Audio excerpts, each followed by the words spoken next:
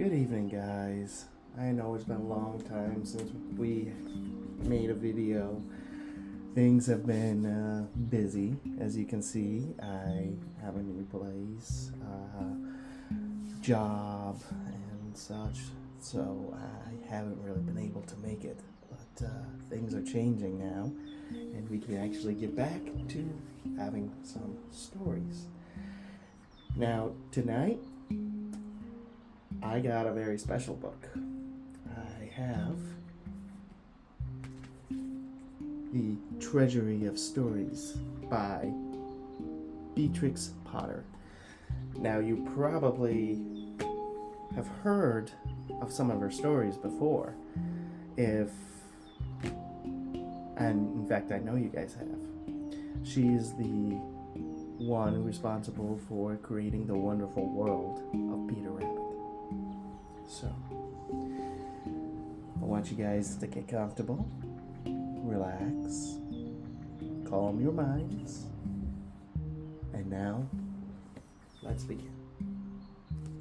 The first story tonight,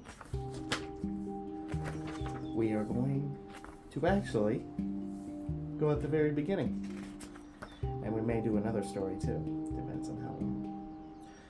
But, right now, the tale of Peter Rabbit.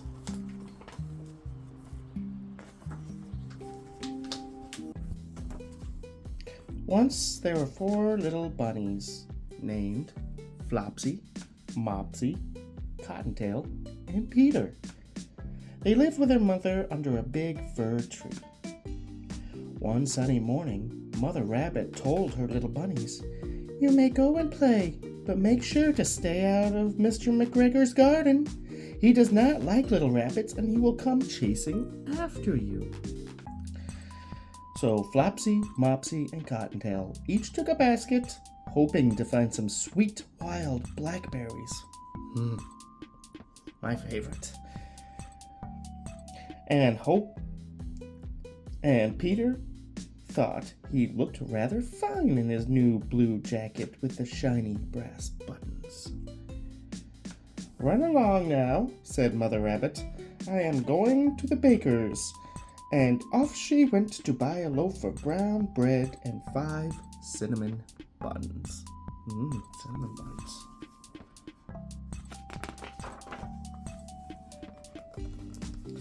Flopsy, Mopsy, and Cottontail were good little bunnies. They always listened to their mother. They went down the lane to look for the blackberries, but Peter was a naughty rabbit. He ran down the lane, through the fields, and squeezed under the gate to nibble some crunchy radishes and carrots.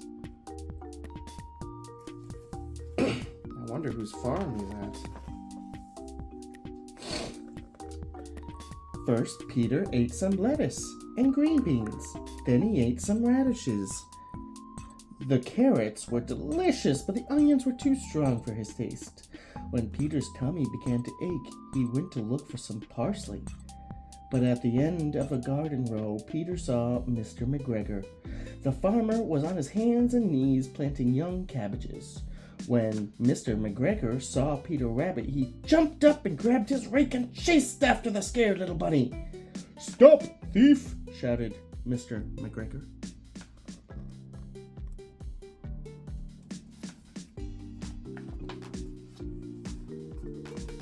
Peter was very frightened. He ran through the garden, looking for the gate.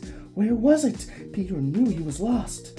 Poor Peter lost one shoe among the cabbages and the other in the potato patch. Without his shoes, he could run much faster. He might have gotten away, but the shiny brass buttons on his new jacket tangled in a gooseberry net. The only way Peter could get free was to wiggle out of his new blue jacket and leave it behind. Peter shed big tears. He was sure he would never find his way home.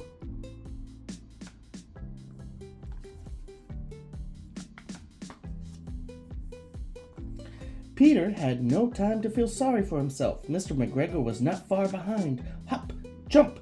Peter rushed into a tool shed and jumped inside a watering can. It would have been a good place to hide had it not been half full of water. Mr. McGregor was sure Peter was hiding in the shed. Quietly and carefully, he began turning over the flower pots, looking under each one for the naughty little rabbit. Kerty-choo! Peter sneezed, and Mr. McGregor was after him again.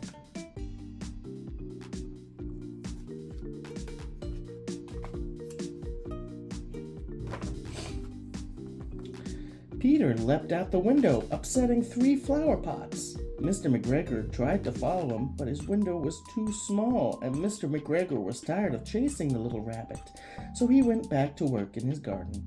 Peter sat down to rest. He was shaking with fear and he was out of breath. He did not know which way to go. He was also very damp from sitting inside that watering can. After a while, he began to wander, going hippity-hop, not very fast. He saw a door in the wall, but it was locked.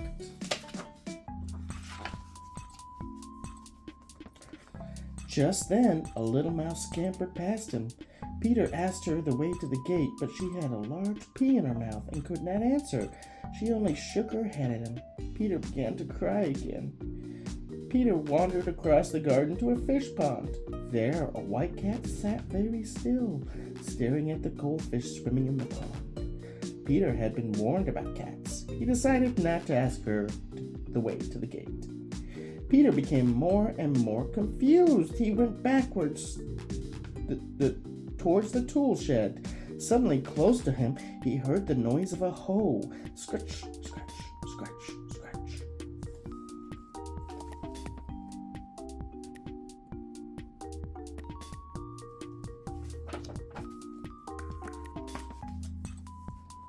Peter hid underneath some bushes. Nothing happened, so he climbed into a wheelbarrow for a better look around. The first thing he saw was Mr. McGregor hoeing onions. He had his back to Peter. There it was, just across the garden. Beyond Mr. McGregor was the gate. Peter ran to the gate as fast as he could and slid underneath to safety. Mr. McGregor could not catch him now. Peter did not stop running until he reached the home beneath the big fir tree.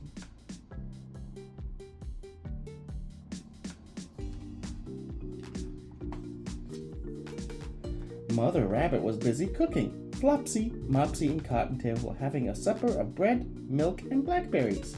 Peter was too tired to eat. He flopped on the soft sand floor and went to sleep. Peter's mother tucked him into his bed and gave him a dose of chamomile tea, 1 tablespoon to be taken at bedtime. Mother Rabbit watched Peter sleep. She wondered where he had lost his little shoes and his new blue jacket with the shiny brass button.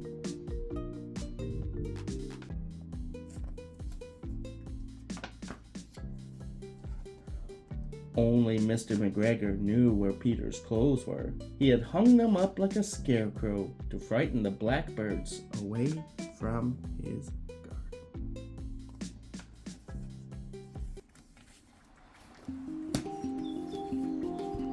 garden. I've always loved Peter Rabbit stories.